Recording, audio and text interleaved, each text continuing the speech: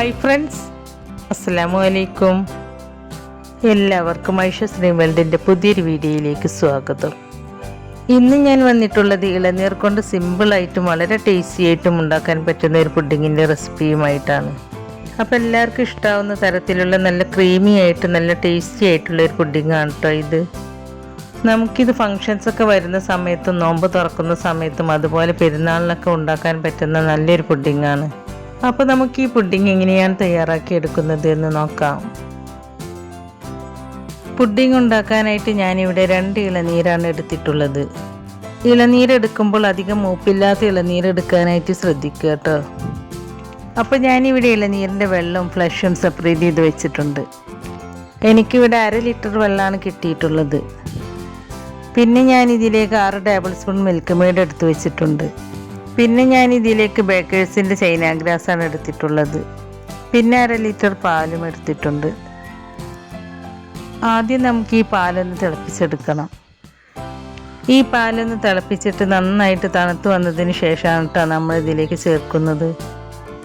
ഇപ്പോൾ ഈ പാല് നന്നായിട്ട് തിളച്ച് വന്നിട്ടുണ്ട്. അപ്പോൾ ഇത്രയും മതി. ഇനി ഞാൻ ഫ്ലെയിം ഓഫ് ചെയ്ത് കൊടുക്കുകയാണ്. ഇനി ഈ പാല് നന്നായിട്ടൊന്ന് തണുത്ത് വരട്ടെ, അതുവരെ വെയിറ്റ് ചെയ്യുക. അപ്പോഴേക്ക് നമുക്കിതിലേക്ക് വേണ്ട ചൈന ഗ്രാസ് ഒന്ന് സോക്ക് ചെയ്തെടുക്കാം. പുഡിങ് ഉണ്ടാക്കാനായിട്ട് ഞാനിവിടെ 1/2 ലിറ്റർ ഇളനീരിൻ്റെ വെള്ളമാണ് എടുത്തിട്ടുള്ളത്. അപ്പോൾ 1/2 ലിറ്റർ ഇളനീർ വെള്ളത്തിന് നമുക്കിവിടെ 5 ഗ്രാം ചൈന ഗ്രാസിൻ്റെ ആവശ്യമുള്ളൂ. ഞാനിവിടെ 10 ഗ്രാമിൻ്റെ ചൈന ഗ്രാസാണ് എടുത്തിട്ടുള്ളത്. അപ്പോൾ നമുക്കിത് മുഴുവനും ഇതിലേക്ക് ആവശ്യമില്ല. അപ്പോൾ ഞാൻ ഇതിൽ നിന്നും പകുതി ചൈന ഗ്രാസ് ഒരു ബൗളിലേക്ക് ഇട്ട് കൊടുത്തിട്ടുണ്ട്. ഇതൊന്ന് സോക്കാവാൻ വേണ്ടിയിട്ട് ഇളനീർ വെള്ളം തന്നെ ഒഴിച്ചു കൊടുക്കുകയാണ്. ചൈന ഗ്രാസ് എടുക്കുമ്പോൾ അല്പം കൂടിയാലും കുഴപ്പമില്ല, കുറഞ്ഞു പോകരുത് കേട്ടോ. കുറഞ്ഞു പോയാൽ സെറ്റായി കിട്ടൂല. അത് വിചാരിച്ചിട്ട് ഒരുപാട് അങ്ങോട്ട് കൂട്ടിയെടുക്കും ചെയ്യരുത്. കൂട്ടിയെടുത്താൽ ഈ പുഡിങ് ഒരുപാട് അങ്ങോട്ട് കട്ടിയാവും. അപ്പോൾ ഈ പുഡിങ് അത്ര ടേസ്റ്റ് ഉണ്ടാവില്ല, എന്തോ പോലെ തോന്നും. വെള്ളം ഒഴിച്ചു കൊടുത്തതിന് ശേഷം ഒരു 10 മിനിറ്റ് ഇത് സോക്കാവാനായിട്ട് വെക്കുക. ഇനി നമ്മൾ എടുത്തു വെച്ച ഇളനീരിൻ്റെ വെള്ളം ഉണ്ടല്ലോ, അതൊന്ന് ചൂടാക്കിയിട്ട് എടുക്കണം. അതിനായിട്ട് ഒരു പാൻ അടുപ്പത്ത് വെച്ച് അതിലേക്ക് ഞാൻ ഇളനീരിൻ്റെ വെള്ളം ഒഴിച്ച് കൊടുക്കുകയാണ്. ഏലക്കയുടെ ഒരു ഫ്ലേവർ കിട്ടാൻ വേണ്ടിയിട്ട് ഞാൻ ഇതിലേക്ക് ഒരു 5-6 ഏലക്ക ഒന്ന് ചതച്ചതിന് ശേഷം ഇട്ട് കൊടുക്കുന്നുണ്ട്. പിന്നെ ഇതിലേക്ക് മധുരത്തിന് ആവശ്യമായ പഞ്ചസാര ചേർത്ത് കൊടുക്കുക. ഞാനിതിലേക്ക് ഒരു 4 ടേബിൾ സ്പൂൺ പഞ്ചസാര ചേർത്ത് കൊടുക്കുന്നുണ്ട്. മധുരമൊക്കെ നിങ്ങളുടെ ഇഷ്ടത്തിനനുസരിച്ച് ചേർത്ത് കൊടുക്കുക കേട്ടോ. ഇത് ഒരുപാട് നേരം തിളപ്പിക്കൊന്നും വേണ്ട. ഈ പഞ്ചസാര മെൽറ്റ് ആവുന്നത് വരെ ജസ്റ്റ് ഒന്ന് തിളപ്പിച്ചാൽ മതി. അപ്പോൾ ഈ ഇളനീർ വെള്ളം ചൂടായി വരുന്ന സമയത്ത് തന്നെ മറ്റൊരടുപ്പത്ത് ഒരു പാൻ വെച്ചിട്ട് സോക്ക് ചെയ്തെടുത്ത ചൈന ഗ്രാസ് നന്നായിട്ടൊന്ന് മെൽറ്റ് ചെയ്തെടുക്കുക. ഈ ഇളനീർ വെള്ളം തിളപ്പിച്ചെടുക്കുന്നതും ചൈന ഗ്രാസ് മെൽറ്റാക്കി എടുക്കുന്നതും രണ്ടും ഒരേ സമയത്ത് തന്നെ ചെയ്യണം കേട്ടോ. അതല്ല, ആദ്യം ചൈന ഗ്രാസ് മെൽറ്റാക്കി എടുത്തിട്ട് പിന്നെ ഇളനീർ വെള്ളം തിളപ്പിച്ചെടുക്കുകയാണെങ്കിൽ ചൈന ഗ്രാസ് ചൂടാറിപ്പോകും. അതേപോലെ തന്നെ ഓപ്പോസിറ്റ് ചെയ്താലും. അപ്പോൾ ഇത് രണ്ടും മിക്സ് ചെയ്തെടുക്കുമ്പോൾ ഒരേ ടെമ്പറേച്ചറിൽ തന്നെ ആയിരിക്കണം, അല്ലെങ്കിൽ നമുക്കിത് സെറ്റായി കിട്ടൂല. അപ്പോൾ ഞാൻ ഈ ചൈന ഗ്രാസ് ഒരു മീഡിയം ഫ്ലെയിമിൽ വെച്ചിട്ട് മെൽറ്റാക്കി എടുക്കുകയാണ്. അതേസമയം തന്നെ മീഡിയം ഫ്ലെയിമിൽ വെച്ചിട്ട് തേങ്ങാവെള്ളം ചൂടാക്കി എടുക്കുന്നുണ്ട്. ഇപ്പം കണ്ടോ, ചൈന ഗ്രാസ് നന്നായിട്ട് മെൽറ്റായി വന്നിട്ടുണ്ട്. ഇത് കുറച്ച് തിക്കായിട്ടുള്ള വെള്ളം പോലെയാണ് കേട്ടോ കണ്ടാൽ തോന്നുക. അപ്പോൾ ഈ ചൈന ഗ്രാസ് ഇത്രയും മെൽറ്റാക്കി എടുത്താൽ മതി. ഇനി ഫ്ലെയിം ഓഫ് ചെയ്ത് വെച്ചിട്ട് ചൂടായി കിടക്കുന്ന ഇളനീർ വെള്ളത്തിലേക്ക് ഈ ചൈന ഗ്രാസ് ഒഴിച്ചു കൊടുക്കുക. എന്നിട്ട് നന്നായിട്ടൊന്ന് മിക്സ് ചെയ്തെടുക്കുക. ഇത് രണ്ടും നന്നായിട്ടൊന്ന് മിക്സ് ചെയ്തതിന് ശേഷം ഫ്ലെയിം ഓഫ് ചെയ്ത് കൊടുക്കുക.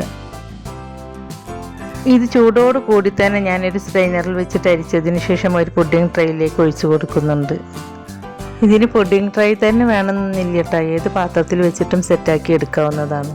അപ്പോൾ ഞാൻ ഇതിലേക്ക് മുഴുവനും ഒഴിച്ചു കൊടുത്തിട്ടുണ്ട്. ഇനി ഇത് പുറത്തിരുന്നിട്ട് സെറ്റാവുന്നത് വരെ വെയിറ്റ് ചെയ്യുക.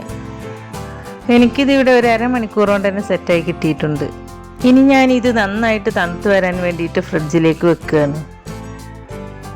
ഇനി നമുക്ക് ഇളനീരിൻ്റെ ഫ്ലഷ് ഒരു മിക്സിയുടെ ജാറിലിട്ടിട്ട് അടിച്ചെടുക്കാം. അതിനായിട്ട് ഞാൻ ഈ ഇളനീരിൻ്റെ ഫ്ലഷൊക്കെ ഒരു മിക്സിയുടെ ജാറിലേക്ക് ഇട്ട് കൊടുക്കുന്നുണ്ട്. അതിനുശേഷം ഞാൻ ഇതിലേക്ക് 6 ടേബിൾ സ്പൂൺ കണ്ടൻസ്ഡ് മിൽക്ക് ചേർത്ത് കൊടുക്കുകയാണ്. നിങ്ങളുടെ അടുത്ത് കണ്ടൻസ്ഡ് മിൽക്ക് ഉണ്ടെങ്കിൽ ചേർത്ത് കൊടുക്കുക, അല്ലെങ്കിൽ പഞ്ചസാര ചേർത്ത് കൊടുത്താലും മതി. ഞാൻ ഈ കണ്ടൻസ്ഡ് മിൽക്ക് വീട്ടിൽ തന്നെ ഉണ്ടാക്കിയെടുത്തതാണ്. ഇത് ഉണ്ടാക്കിയെടുക്കുന്ന വീഡിയോ ഞാൻ ഇതിന് മുമ്പ് അപ്ലോഡ് ചെയ്തിട്ടുണ്ട്. അപ്പോൾ അതിൻ്റെ ലിങ്ക് ഞാൻ ഡിസ്ക്രിപ്ഷനിൽ കൊടുക്കാം. കാണാത്തവരുണ്ടെങ്കിൽ ഒന്ന് കണ്ടു നോക്കൂ കേട്ടോ. കണ്ടൻസ്ഡ് മിൽക്ക് ചേർത്ത് കൊടുത്തതിന് ശേഷം ഞാൻ ഇതിലേക്ക് ഒരു 2 ടേബിൾ സ്പൂൺ പഞ്ചസാര കൂടി ചേർത്ത് കൊടുക്കുന്നുണ്ട്. അപ്പോൾ നിങ്ങൾ മധുരം നോക്കിയിട്ട് നിങ്ങൾക്ക് ആവശ്യമായ പഞ്ചസാര ചേർത്ത് കൊടുക്കുക കേട്ടോ.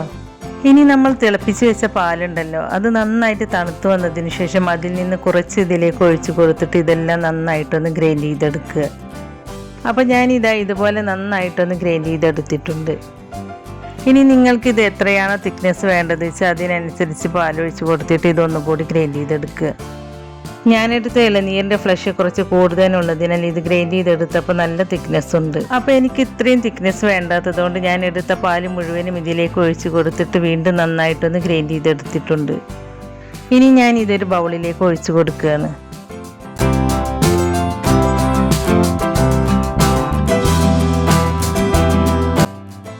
ബൗളിലേക്ക് ഒഴിച്ച് കൊടുത്തതിന് ശേഷം ഇത് തണുക്കാനായിട്ട് ഫ്രിഡ്ജിലേക്ക് വെക്കുക.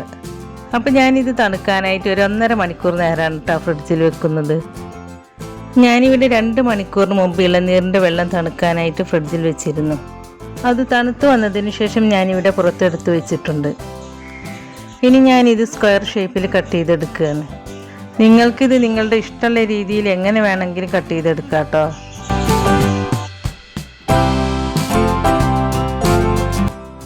അപ്പം ഞാനിതാ ഇതുപോലെ കട്ട് ചെയ്തെടുത്തിട്ടുണ്ട്.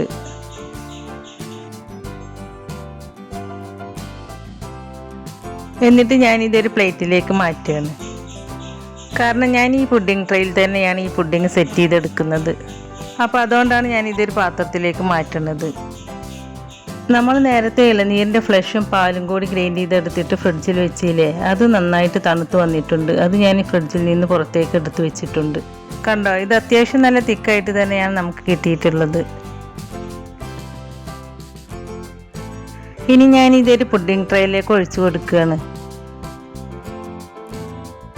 എന്നിട്ട് ഇതിലേക്ക് നമ്മൾ സ്ക്വയർ പീസസായി കട്ട് ചെയ്തെടുത്ത പുഡിങ്ങിൻ്റെ പീസസ് ഉണ്ടല്ലോ, അത് ഇതിലേക്ക് ചേർത്ത് കൊടുക്കുക. എന്നിട്ട് ഇതൊന്ന് മിക്സ് ചെയ്തെടുക്കുക. ഇനി നിങ്ങൾക്ക് വേണമെങ്കിൽ കുറച്ച് കസ്കസ് കുതിർത്തെടുത്തിട്ട് അതും ഇതിലേക്ക് ഈ സമയത്ത് ചേർത്ത് കൊടുക്കാവുന്നതാണ്.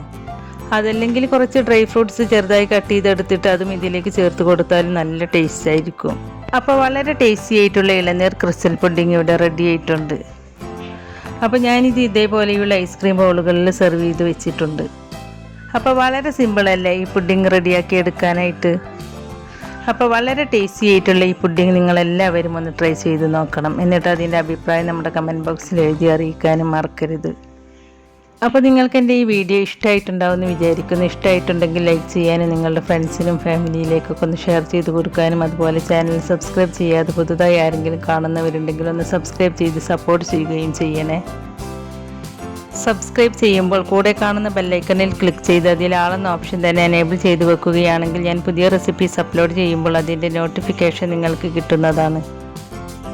ഇൻഷാ അല്ലാഹ് പുതിയ റെസിപ്പീസുമായി വീണ്ടും വരാം. Thank you.